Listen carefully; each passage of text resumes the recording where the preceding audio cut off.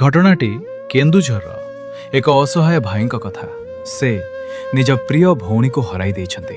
मनरे दुखर एक असीम पहाड़। भौणी बैंक खातार थिला केवल 19,300 टंका। से टंकाटी मिली था होई पारि था शेष संस्कारटी मर्यादा सहित, किंतु बैंकर कठोर नियम आगरे मानविकता हारीगला। कुहागला हिताधिकारी निजे न आसिले टंका मिलिबनी। सेतेबेले एक भाई बाध्य हेले समाधिर माटी निज हातरे खोलिबाकू निज भौणी मृतदेह को पुणी थरे बाहर करिले। हातरे बोही बैंक दुआर को नहीं आसिले केवल एतिकी प्रमाण पाई, हाँ मो भौणी आउ बंची नाहांती। यह केवल एक घटना नुहे, यह आम सिस्टम्र से ही कठोर और निष्ठुर चेहरा जेउठी मानविकता ठारू कागज पागज पत्रर मूल्य बेसी।